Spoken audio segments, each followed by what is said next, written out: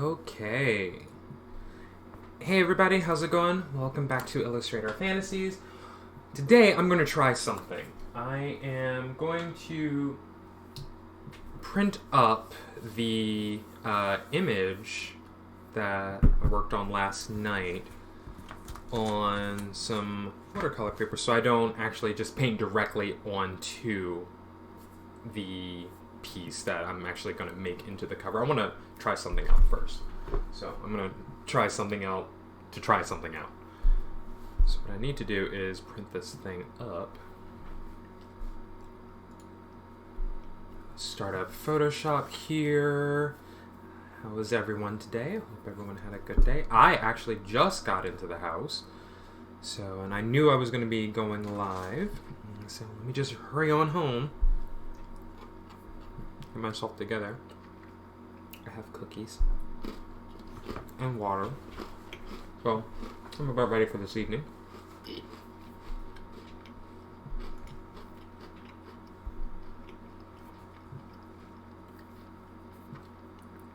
If it doesn't work the way that I wanted to tonight, I'll have to try something different.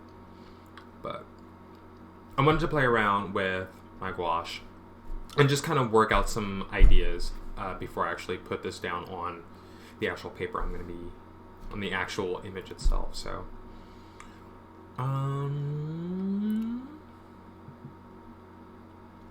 let's go to image size and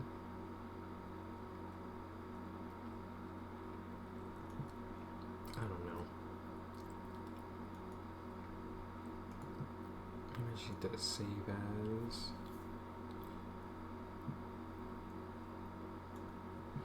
Save it as a PDF.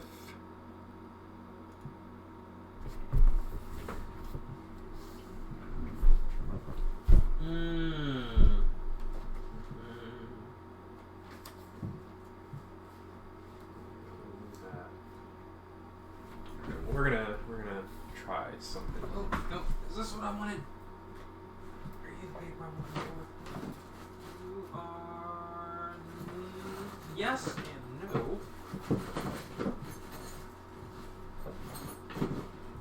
What is happening here? Alright. It's not that. So we're gonna. Cookie icing? Okay. We're gonna save the PDF. Yes.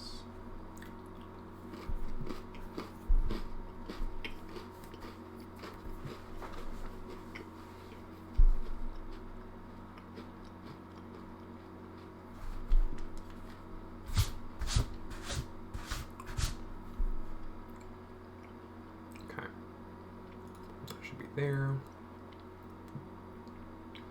And now I need to go here. I'm going to go here. I don't know where I put this. Where did I put this? Okay. In my scans folder. Should be this. There we go.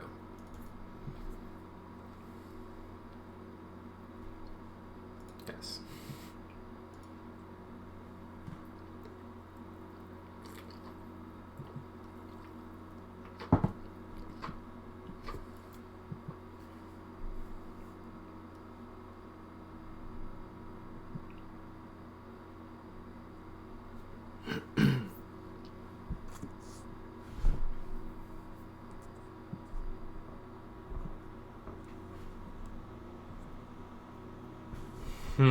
That's a fun sound. That is the sound of the boyfriend out in the yard with the lawnmower. That's why we have the windows closed. You starting up? Okay.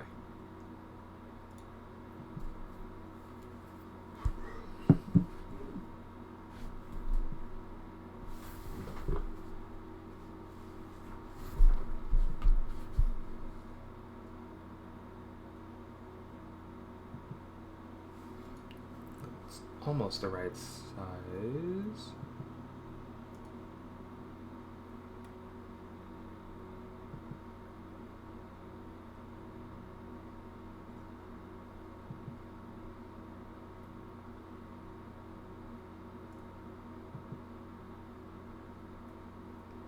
It's interesting how that is so much bigger, but...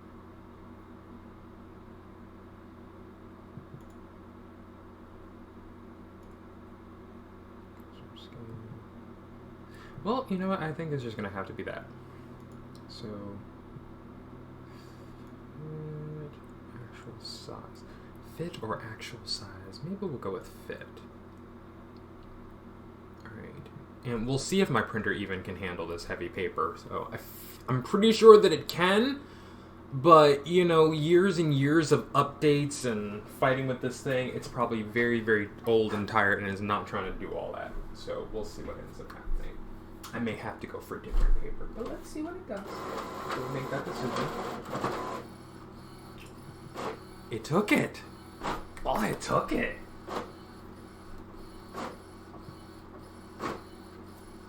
Let's see what it's going to give me.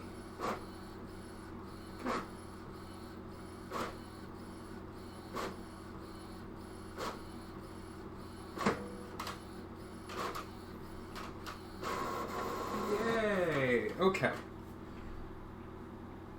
So this can look crummy as far as a copy goes. Let me switch cameras here in just a moment.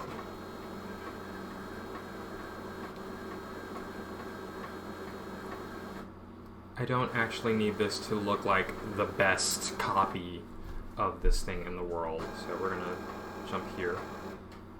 Got my reference, we're gonna close that up. Go away. Okay. So, like I said, it doesn't need to be the best looking thing. It just needs to be on the right paper. So this is the same paper. It's not the same page, but it's the same paper that I drew the original on. So it's the same exact texture, weight, and all that good stuff. I just want to see, kind of get a feel for how it'll look. The only thing is it's not the right color. So my printer actually printed this up in black and white, which I'm cool with. It's fine by me. It needs to be in color. I'm about to add color. Oh.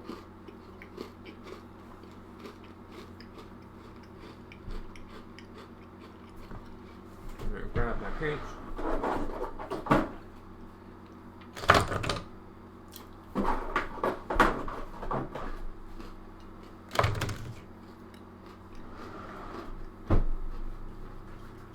And a palette.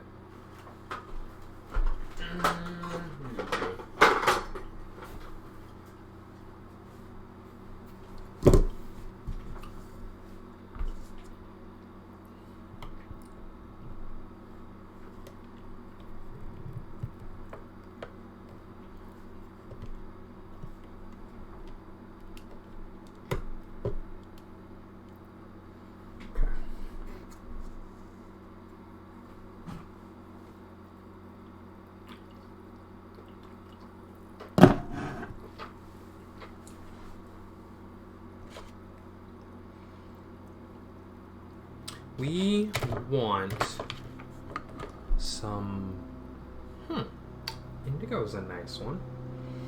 Actually, if we're doing this the way I'm going to do this for the piece in general, we need actual indigo ink.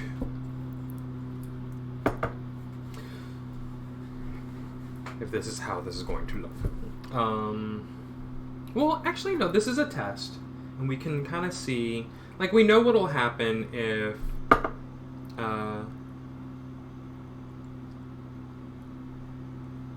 we do indigo and watercolor. This is mostly about the gouache, so I don't know. How should I proceed? Let's go with the gouache. Let's just do 100% gouache here. How much of this am I going to need? So that's the next thing I have to decide, is looking at the whole piece and determining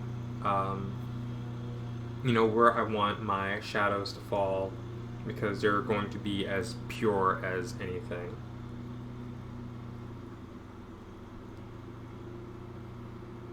The ground itself will stay white.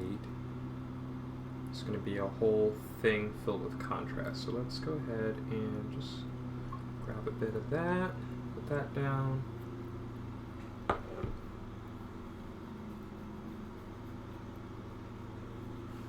Scratch, scratch, scratch.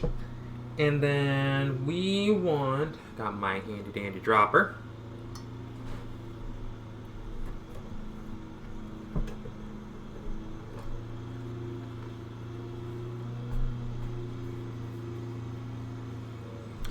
You will absolutely have to tell me if you can hear the lawnmower right now. And I'm pretty sure you can.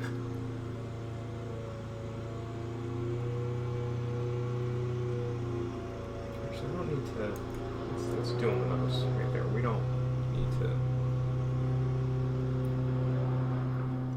do that. You don't need the dropper. Not for gouache. For ink and watercolor, we do, but not for gouache. Because we want the texture. We want it to do what it's going to do.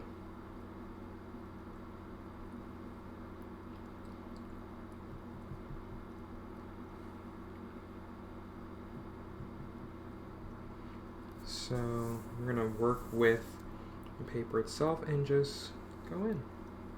See what it gives us.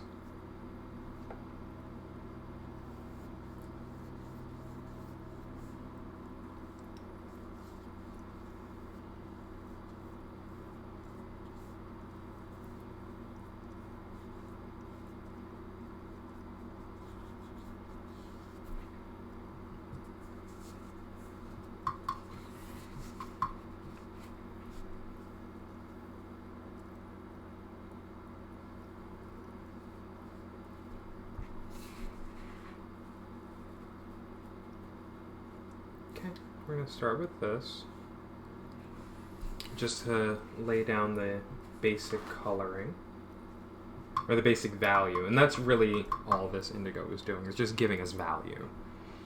That's why I do it. Because we'll end up layering all of our other colors on top.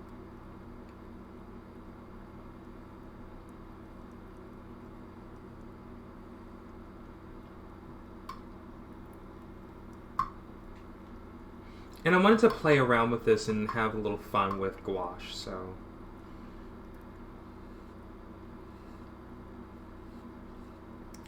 So if you were around last night as I created this piece,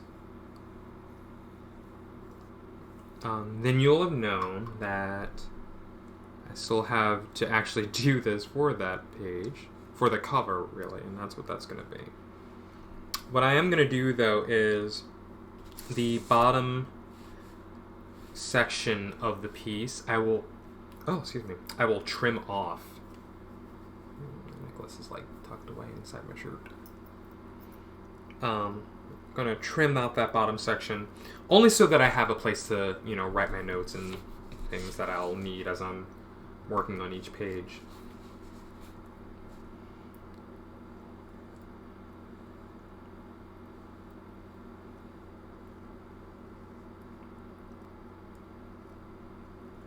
But for each page that I'll be doing of this book,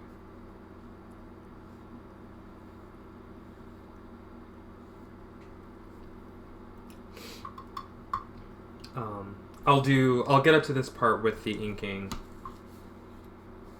for every page, and then I'll come back later and just do the color like straight through. So kind of like what I was doing with the other book.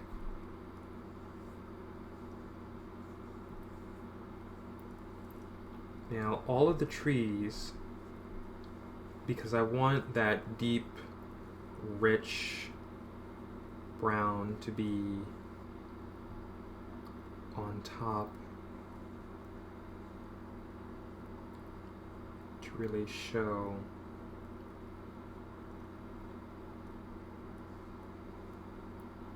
what's going on.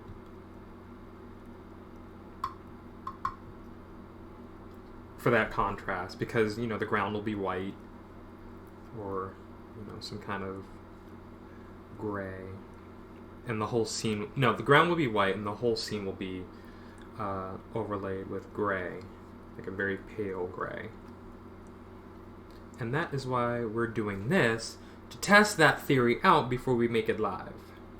And then I end up, you know, irreparably damaging the piece. I cannot talk. I don't know what is going on with me.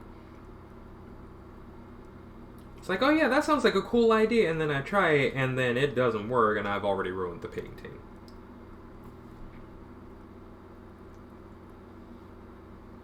I don't want that. I don't want that energy in my life.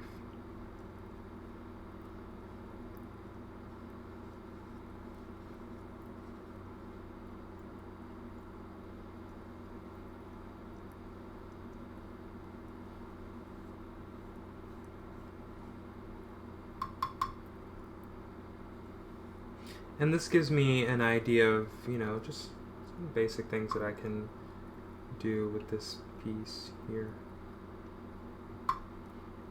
I can work out some ideas before I make them live on the original. Because it's the original that I'll be doing all the actual painting work on.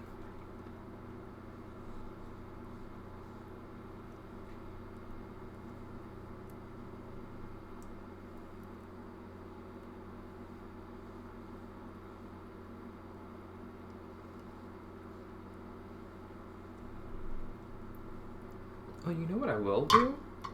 So that you can actually see,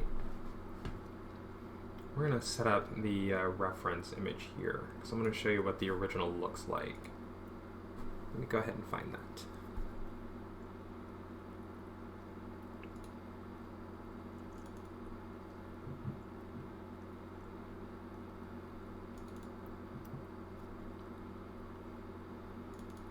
Scenes folder.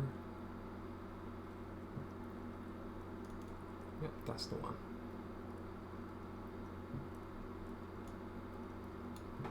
Okay.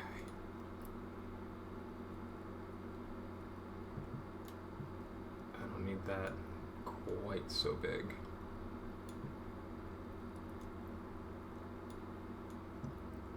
Cover this stuff here.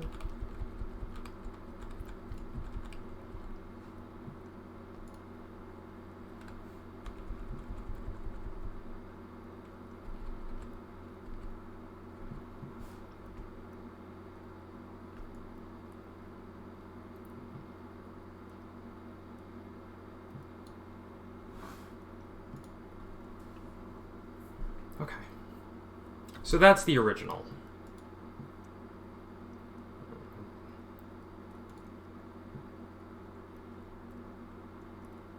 That is the original piece. Let me get back into what I was working on. So now we know what our actual reference is.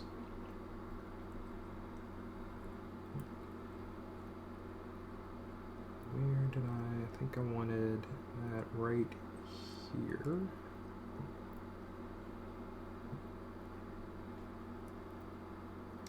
I think we did that back there like that.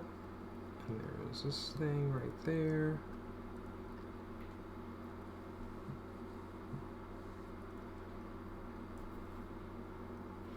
And the idea, you know, how I usually do this with watercolor is that I do just layer everything and I just kind of glaze it on. So I'm going to try just, you know, to see how that looks with gouache. There is some layering that you can do with gouache, but because it is as dense as it is, you're not always seeing that.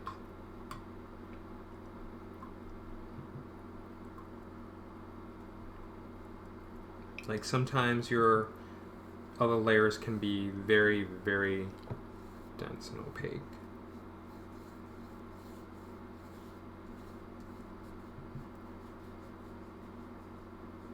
You could do some texturing with the brush.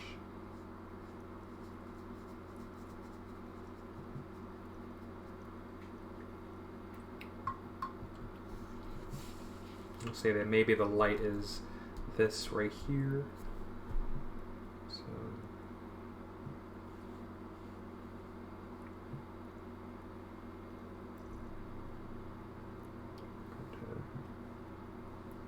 just make these a little darker back here.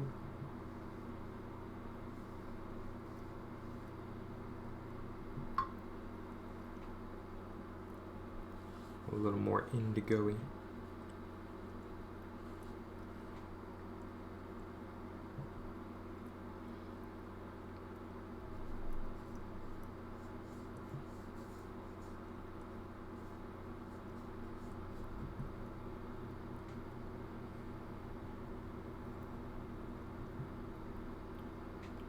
Of course, we'll get in with this right here.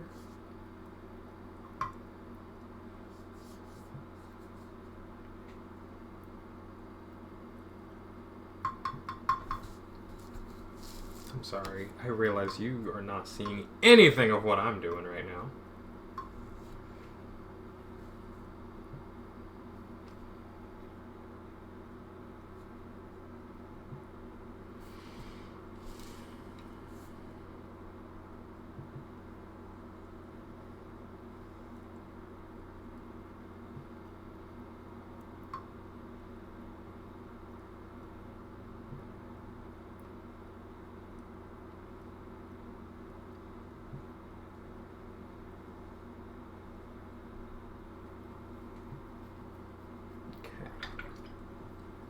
So that is that. I still have the rest of the piece to do this with, and I want to kind of thin out my indigo here because it's going to be the the primary bluing throughout the whole thing. So we definitely want down here as like their shadows.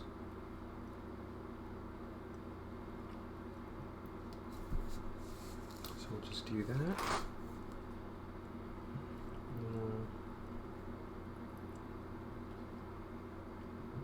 Gouache is thinned down pretty significantly.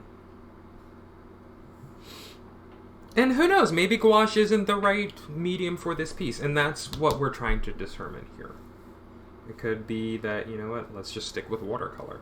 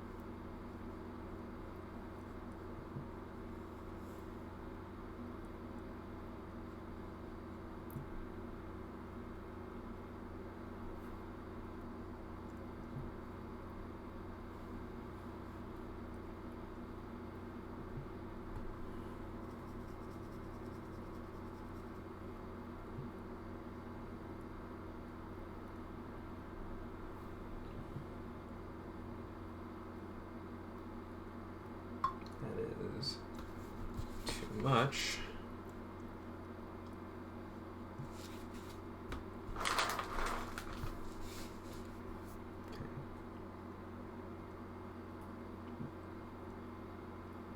You don't want it to hit the line. You need to be right below it. And I can use this test page, and it's effectively what this is, to help me when it comes to doing the live color, because then I can say, okay, this is what worked and this is what didn't.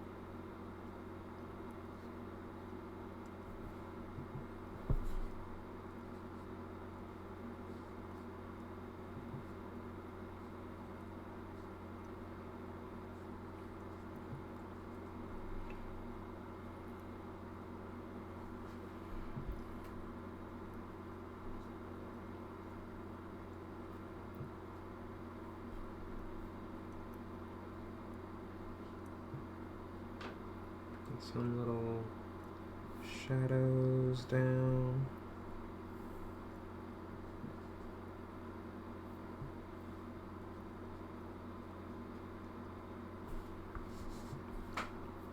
And it's just a little touch here and there.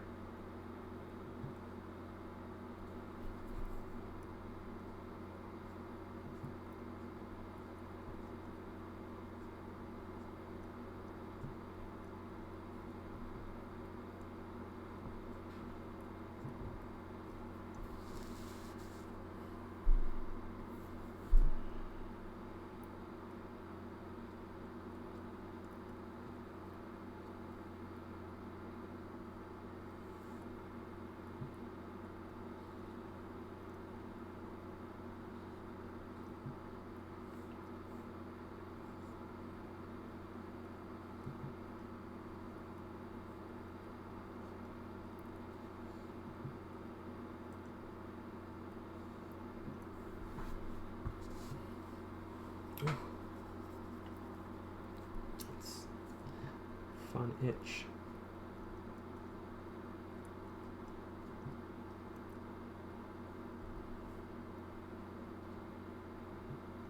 I tend to go a little off the beaten path sometimes with doing shadows like this, so I'm trying to keep it together.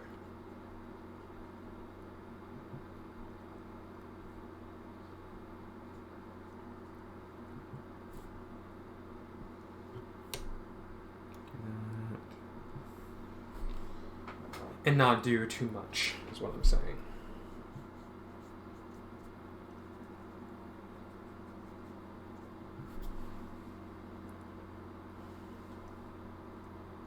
Because there's so many different ways to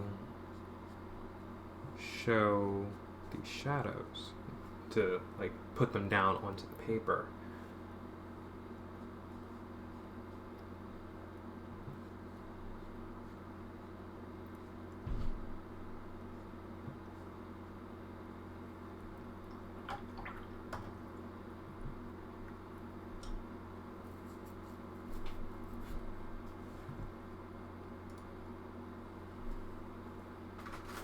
I'm gonna eat another cookie.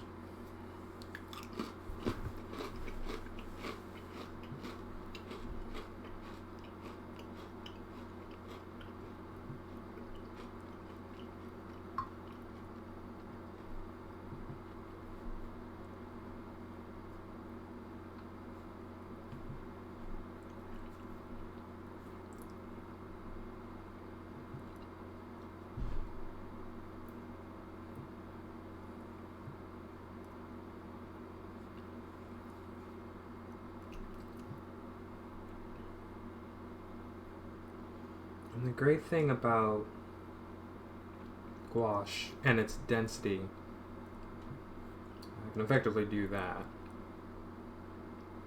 Like if I need my color to be deeper, I can just grab just a smidge more paint.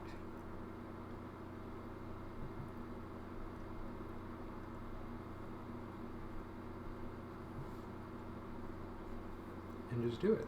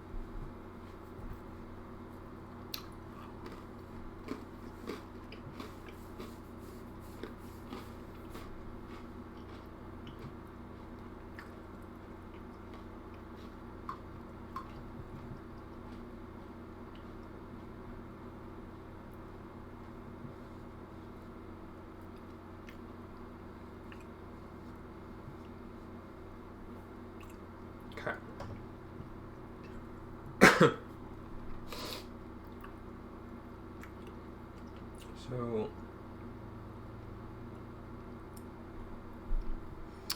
you know what? No, I don't think I'm going to do it with this.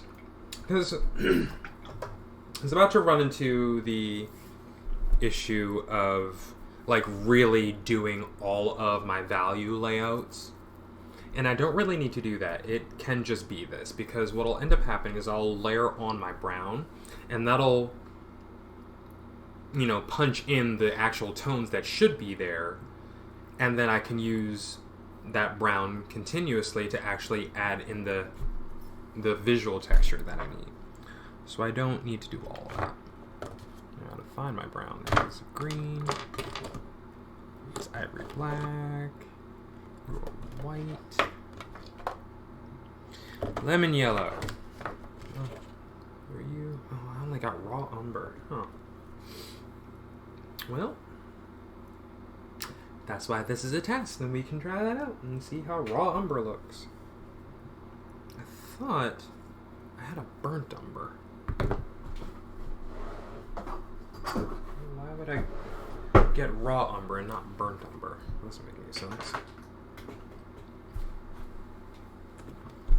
I do have some more gouache floating around, so maybe it's in there.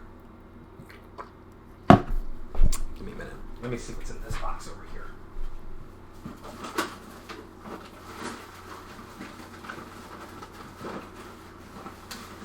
In this box was paint that I was actually looking to send back.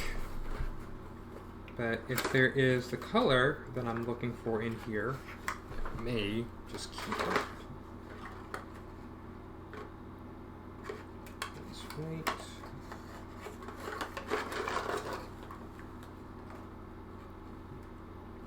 It's none of these.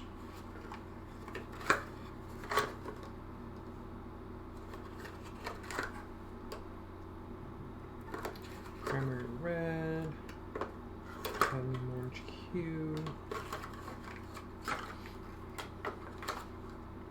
ivory black, whatever. Wow, really? It opened from the other side.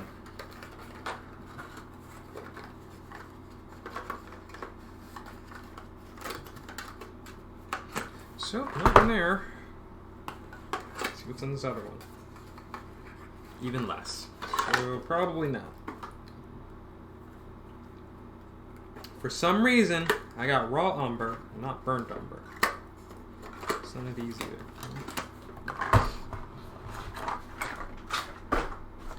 You all the way over there.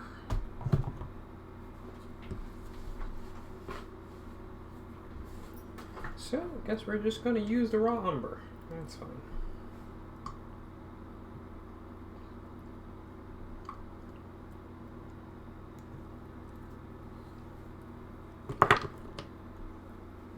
I think I will completely thin this out, though.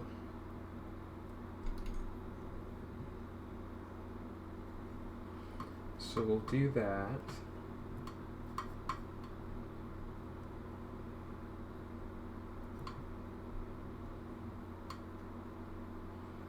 And I'm saying this to you because I'm also reminding myself this is just a dabble. This is just a test. We are working out a theory. This is not a live piece. I purposely made a copy of the painting that this is supposed to be, just so that I didn't ruin the painting with testing in theory. So we're going to see what this looks like. I'm going to start with this. It's not so bad.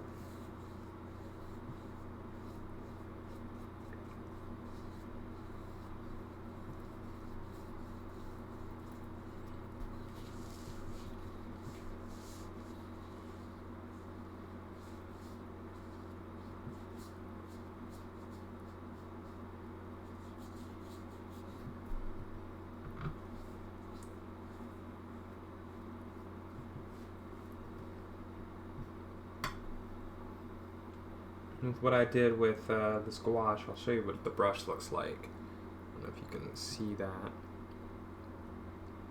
But it's pretty saturated with the paint. So And the paint is basically mostly water.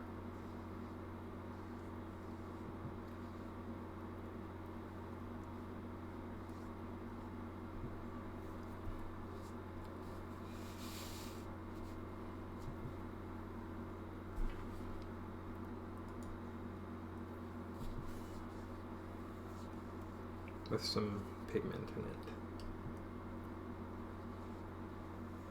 I think for this, the raw umber kind of helped.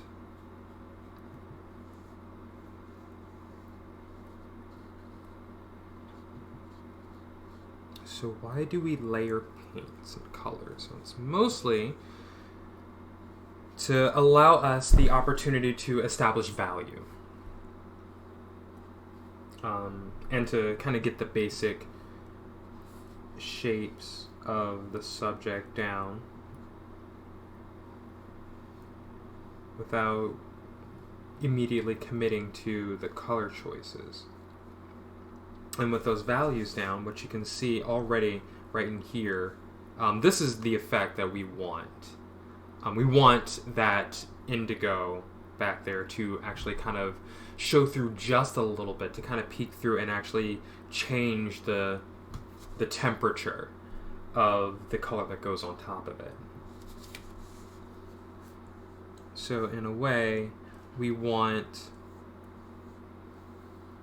the base color, that underpainting, the undertones, to be as, not vibrant, but as textural as they need to be. Because they're establishing the shape, they're establishing the object itself in space. And the colors that go on top of that, like, it's the underpainting that's really doing the hard work, doing a lot of the heavy lifting. But the colors that go on top of that add the pretty glaze on top. I used to not know. So I'm mostly self-taught. I did actually go to school for art, but a lot of what I've been practicing and learning on my own has been, stuff that I've learned as I went along. Learned from other people, not in formal classes, but, just kind of picked up as I went. It was actually an artist friend of mine who taught me really about underpainting. Being a self-taught artist means you just kind of pick up the things that you like that work for you, but you're always, grasping more. You're always, kind of going along, doing the same things. You end up being kind of locked into doing the same things that you already know because you're most comfortable with it. But it was an artist friend of mine who taught me what an underpainting does, and how it works. So, and, me working watercolor, I tried it out for a little bit, and I'm like, oh my god, this, really does something for me here.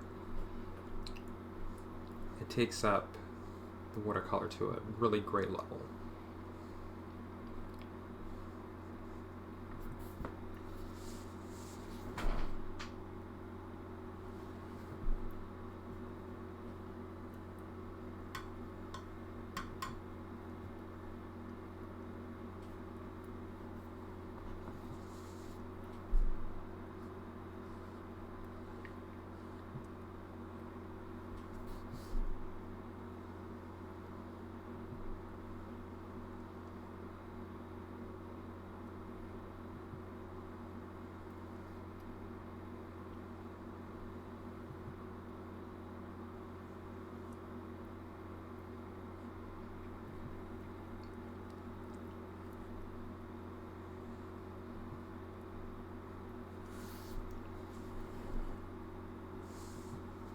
So that is basically that. And this is roughly what I had in mind, actually. So this being a test of color and value, and of course the light, I can actually get an idea of how the paint will work on the piece itself.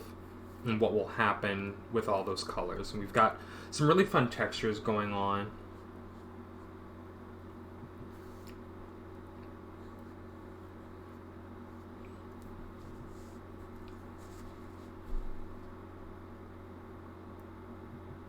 And what's great is that, you know, this getting right here when you see the colors taken up, like the pigment overlaying the black of the printout here, it does go over that and adds that, it has that similar effect of just adding a layer of color onto the base tone. And in this way, the outline itself and the textural lines that I drew in with my ink ends up becoming that base tone. It's really neat. I'm gonna get this guy a little color too.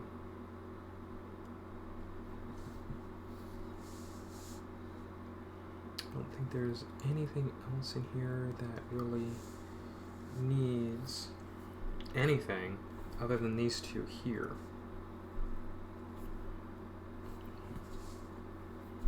So, and this is now the burnt umber directly onto the white paper. So that is the difference between just the basic color itself on white and then what happens when you have that underpainting. So again, we see it right here in this tree. That tone of that indigo really, really punches up that shadow.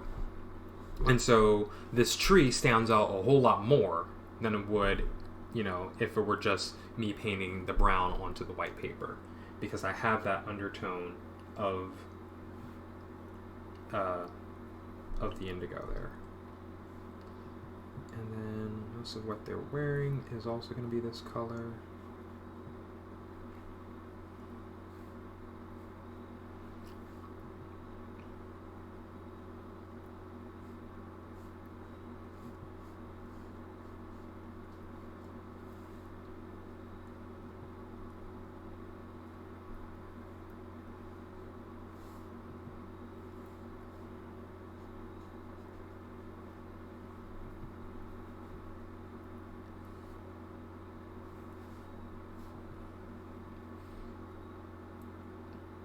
Okay, I'm cool with that. Now, actually, we're just gonna go ahead and just go all in. Everything they're wearing will be in this color as well. We can do that, it's a test.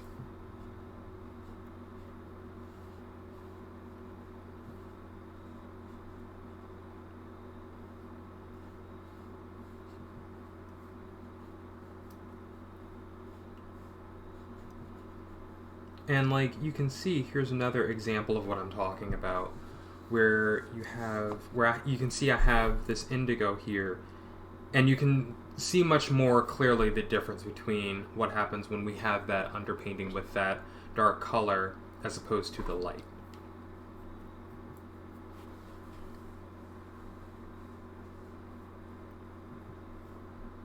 I'll go ahead and do that with this hand too.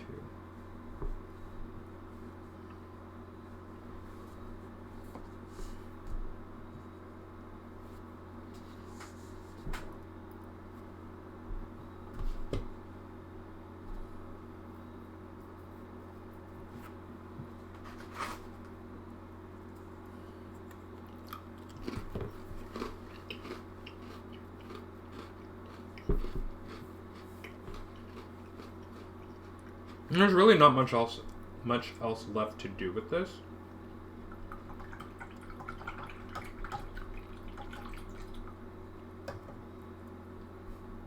Water all over the place. Hey, Beard and Bride, welcome. How's it going? You caught me just as I'm practicing and working on just some color ideas for this piece.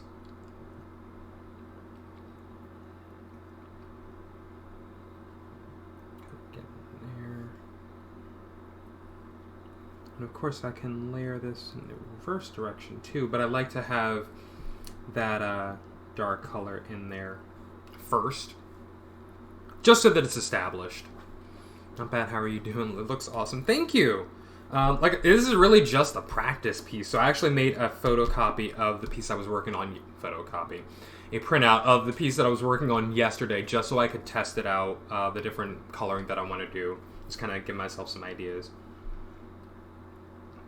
So, if it looks good, it looks good. If it looks bad, then it looks good, because I'm not really worried about it. What are you up to tonight?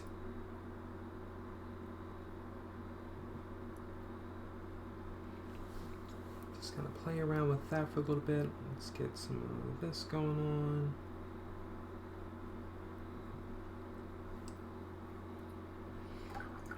Alright. I think, well, just for the kids to bed, chilling for a few. Okay, I can dig it. Awesome. Well, welcome. Feel free to hang out. I have cookies for myself, so.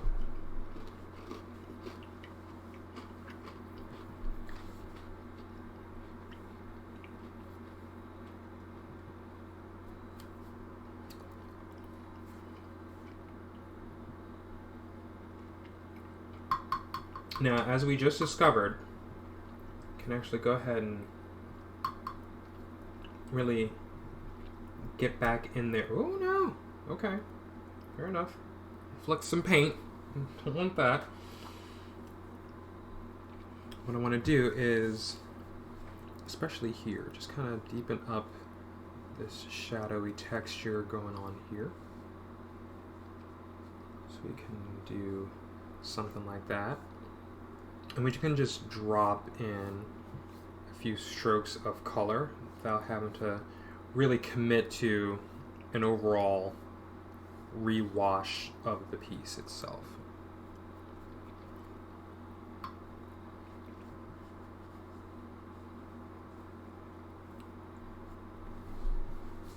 And so now we have more of what we had here going on, just in reverse.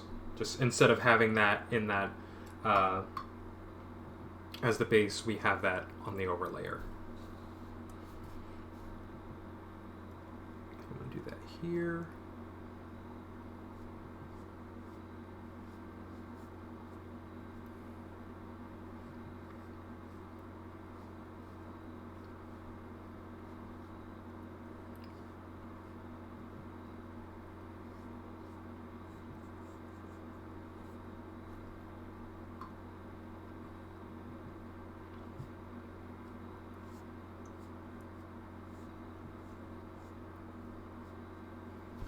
In there. Is it break time though? Is it really? Not yet. Not yet. Looking at set up closed captions like you have.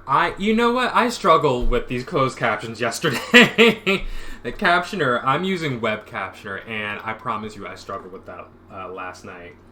But once I got it, I figure we will just dedicate that little corner down there to the captions. That'll be where the captions live from now on. But no, once I got it, I'm like, okay, we're good. I had Shelby in chat last night, and it was kind of hilarious what Captioner was putting up as what I had said. Some very funny things. I think one of the comments was, I think I was saying whatever, but Captioner saw Whataburger. And I think that's just because of how I talk. Like, everything just kind of smooshes all in together, so Captioner's like, I guess that's the best we could really do.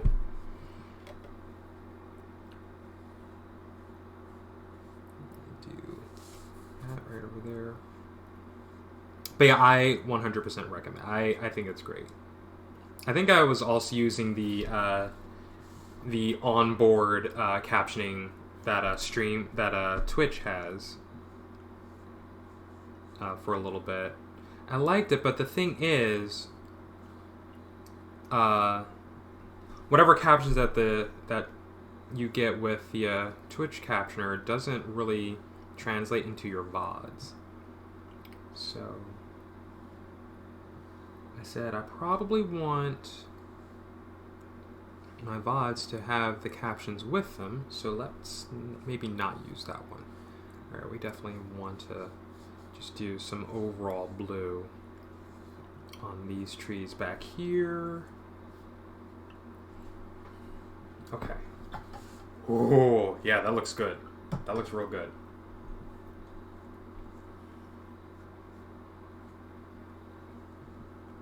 Yeah, I found an extension in Twitch setting up now. Maybe I'll have to do some more research then.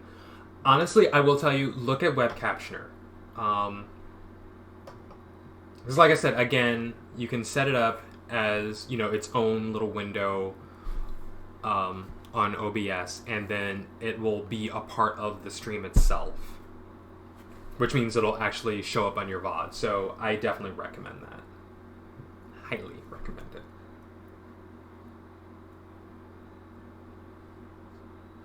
Like, I actually did quite a bit of research before I committed to it, because I'm like, oh, well, maybe there's something else that I can use. But honestly, I think Web Captioner is probably the best, at least that I've seen.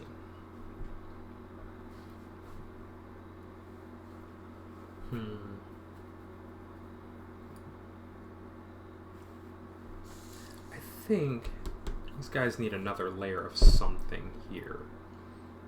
So, like, this is what raw umber looks like on white paper, but when you have it on the indigo, like I do right here, you can actually see, like, a deeper tone to it.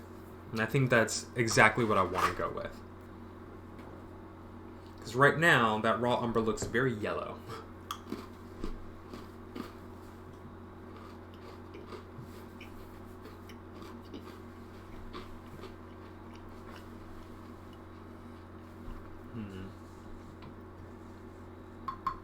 Something I kind of want to fix back here.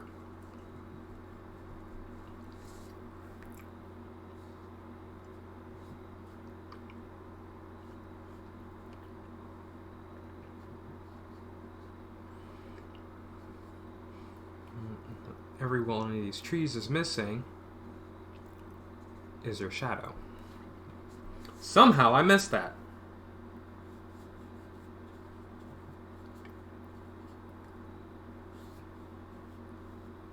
So we can actually go a little wild here with the shadows, just so we can get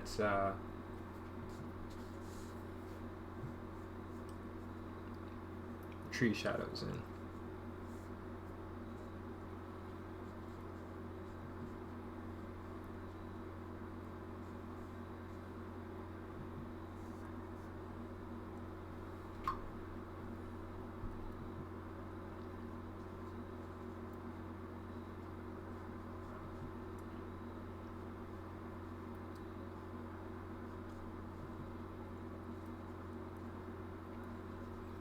Just do little zigzags here and there, and that'll lay in our shadows.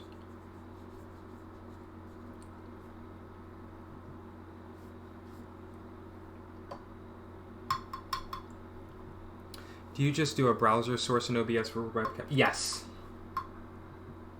So I'm also using Streamlabs, so it allows me to actually capture the window, so I have to do it in a whole different way, but if I remember correctly, that is exactly how you have to set that up.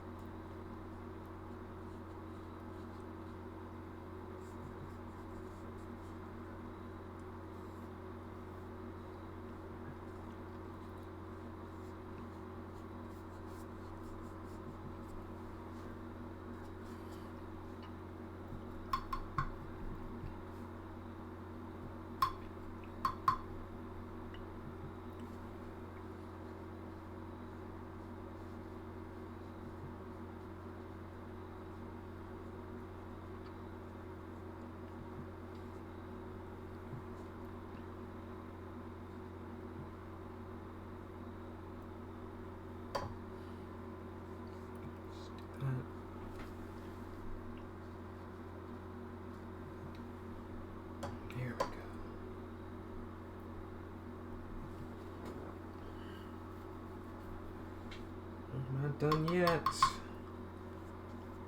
We're right here in the foreground with this giant tree, so we need to actually cover more of its ground.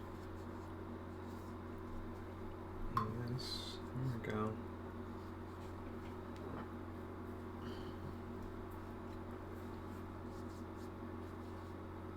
Okay.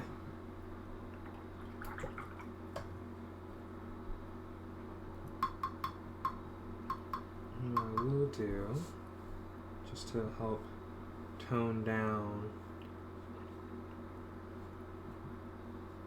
the raw umber, is we'll just glaze a very light coat of, oh, that's perfect. So what this is doing is it's letting me know where all the values are in this piece overall and what I need to do for the real piece when I go to color it. I don't know if I'm going to do a test like this for each and every single page, but this will actually give me this is already giving me a whole lot of information to work with and telling me, okay, this is where we need to set, this is the level that we need to put these colors at, this is what we can do for the next tier, and this is how we can correct the tones being off. We can layer the lighter tone or we can layer the darker tone just to get it back to where it actually should be, to establish the overall mood. And of course, it's also reminding me to not forget the shadows. So we'll just do that.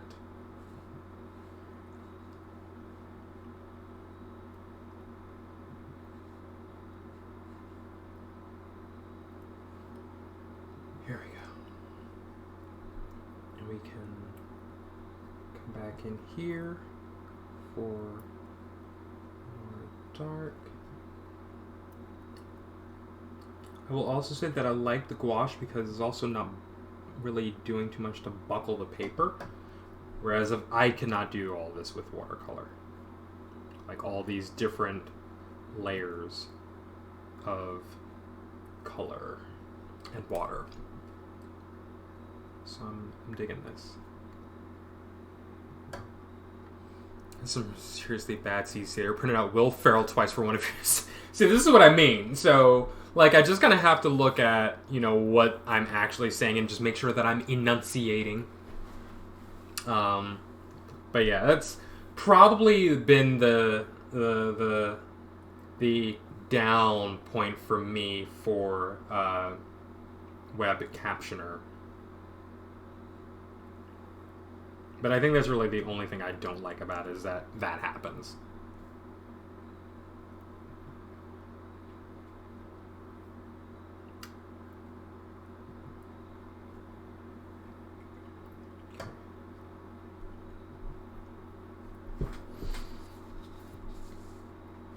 So, next, is Cookie. Next is Cookie.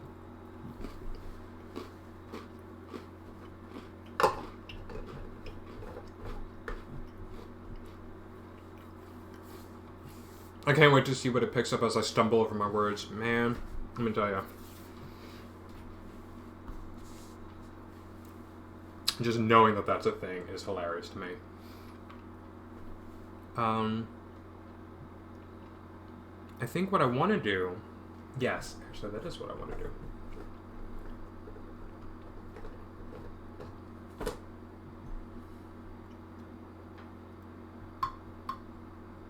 I need to do something with this background here.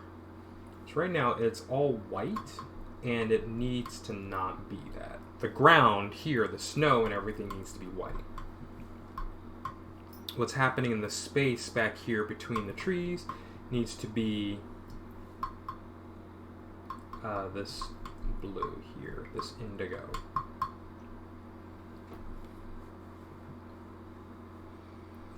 So I can just kind of go for it because, again, this is just a test. I can play around with this however way I need it to look. And as I said, it tells me exactly what it is I need to do for the live piece, for the original.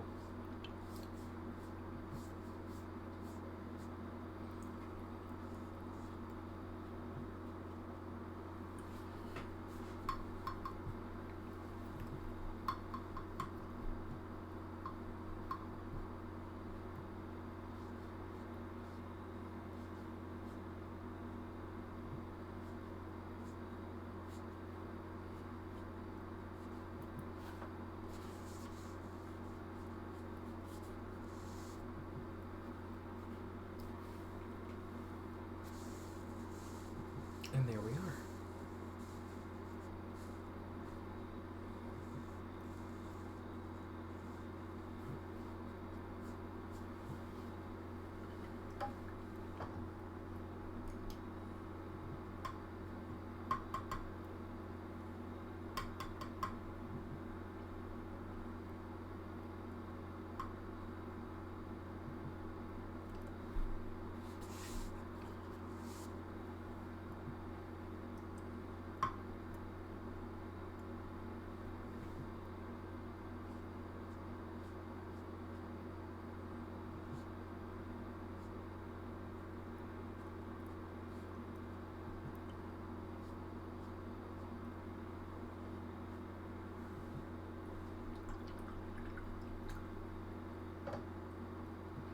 Do one more pass back there. This time we're going to thicken up. I'm just going to use the rest of this indigo here. We'll thicken it up so we can get some different layers of blue in the background.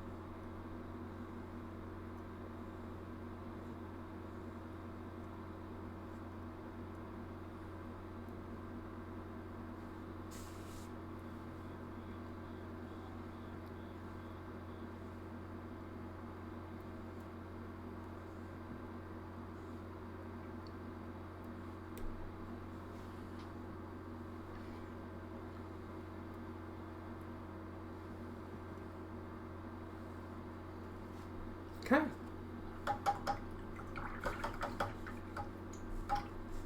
The last thing that I want to do for this piece, before I move on, is we need some light. Now,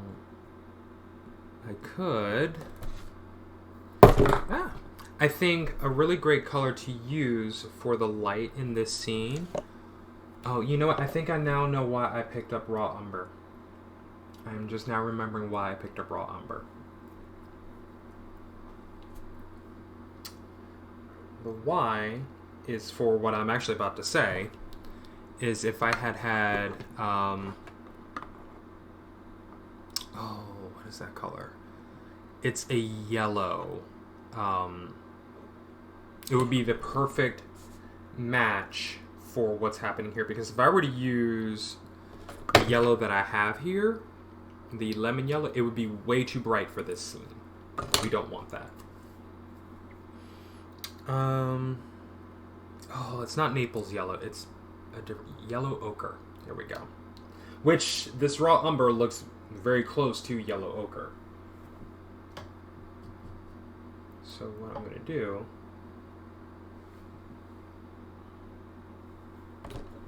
is I will plug just a dab of yellow into a different dish.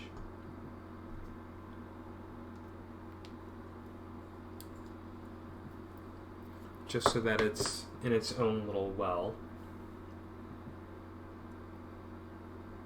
We'll mix it into our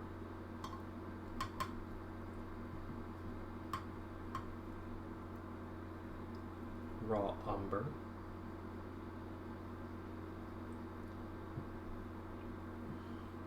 And we'll go ahead and just put that in.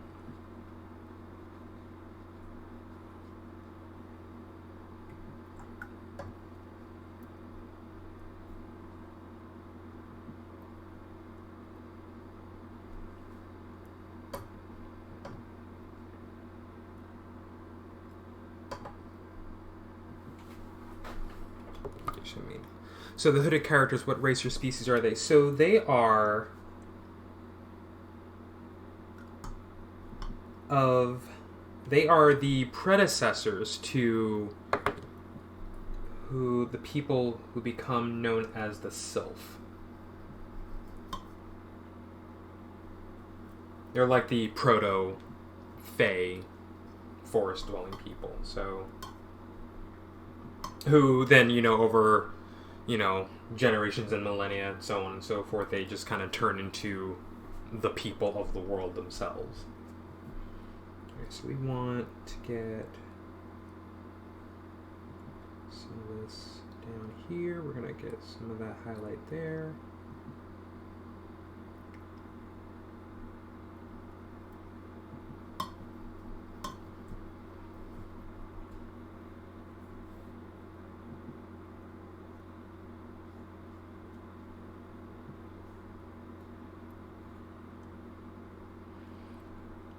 Need to go too far out from the source of this. So that'll be enough right there, just to say, hey, there's light here in this scene. So you have that yellow over there.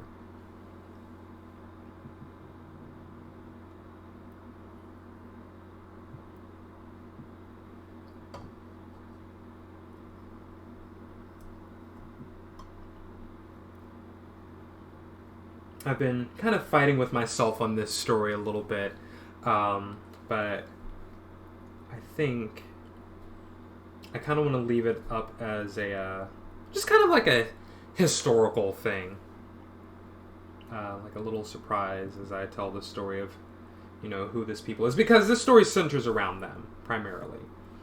And, in my head, I get to explore this world as much as anyone else, and we do not want you here.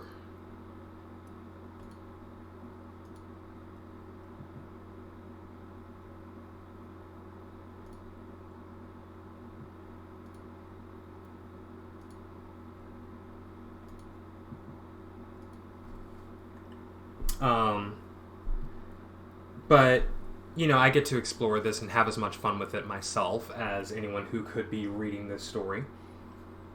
So we all get to discover, like, oh, so that's who they become.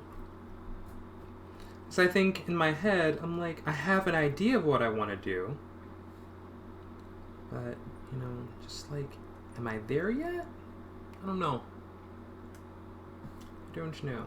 But for right now, that is their basic story. That's, who they are at the basic level.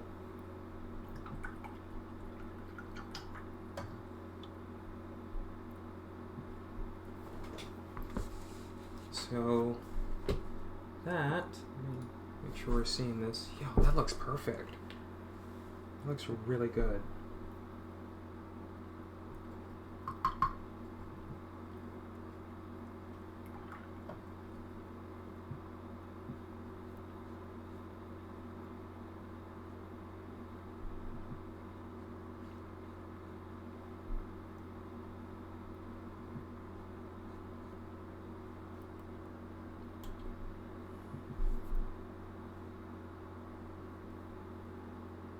I love it. Okay. Alright, so what do we think? I think if I were to keep... if I were to just kind of stick with everything I've gained here, all the information that I've learned here, the actual original piece... Yeah, it's just spam. Just spam.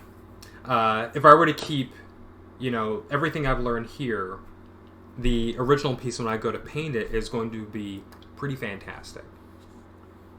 It's like I've already learned how I want to set up my lights here, where all the actual tonal variations are, and how to get those with as few layers as possible.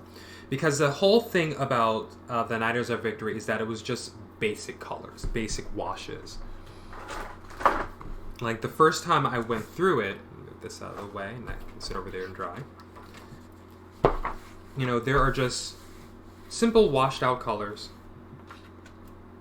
I really have to get a better clamp here. And I kind of wanted to keep that same energy with the remake, but define the shapes a little more so that they stand out a little more. So I was already layering colors, but I've learned so much over the years from painting that, you know, I wanted to redo this one and get this to a really good spot. So I think the big challenge will be kind of another scene like this where I'm painting leaves and how that's going to look. Now, of course, next part of that, since the original, which is this person right here, was painted all in brown ink, am I going to paint the rest of them? Am I going to ink the rest of them in brown? I don't know. All right, my friend, I gotta head out, but I'll catch you soon. It was great hanging out. As always, Beard and Bride, thank you for stopping in. I do hope you have a good night. So that'll be the next big thing to, you know, kind of make the determination if I want everything to just be done in brown ink.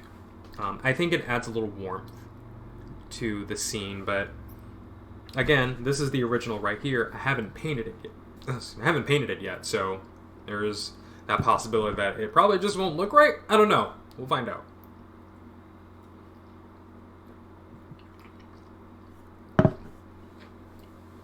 We will see. Alright, so let me pull this back. So, because this is the test page, I can ruin this if I want to. I don't want to, but you know, I can scribble and do all sorts of things on here. Like, let's see down here. Maybe not quite so much of that yellow in there, but it looks good. It looks good. I can probably do a, they remind me of Jawas, but tall. Thank you, Arfi. I can probably do, you know, maybe I can start out with the raw umber as the base tone and then add the blue on top of that. I don't know. Because then that way I can actually use the blue, like I said, to just kind of punch up the tones and the shadows. Just kind of get all up in there. Alright, so that's actually all I wanted to do tonight. So thank you everybody for hanging out. I mean, I didn't really have much of a plan for tonight other than I wanted to play around with some color and just kind of see what this will look like overall. So I think I have a really, really good handle on how the actual piece is going to look, the original will look, when I actually sit down and paint that. So, what we're doing tonight, Artist Technic, I actually do want to start that up as a regular thing. And I'll keep it as short as possible because it's really just meant to test theory. That's it. Learning things, testing out some techniques before I make it a live thing in another painting somewhere. So we'll play around with color. I'll get to, you know, I guess maybe I'll make myself a coloring book or something just to play around with that, or just, you know, kind of figure some things out. But that's really what this is supposed to be. Pretty much be a short night as I think about everything that I've learned. Get some ideas going and maybe try some other things out. So I don't know how frequently these will come up, but I think I always have room to test out theories and ideas and really see how some things work. So I'll definitely be doing this more, the Artist Technic, but and I'll let you guys know, as always, when I'm going live, so you can stop in and see that. So thank you, everyone, for coming by and hanging out with me tonight. We're going to wrap it up. Normally, I would raid somebody, but I think we're just going to close it down. So thank you, everyone, for coming by. Hope you have a wonderful evening, and I will see you soon. Take care.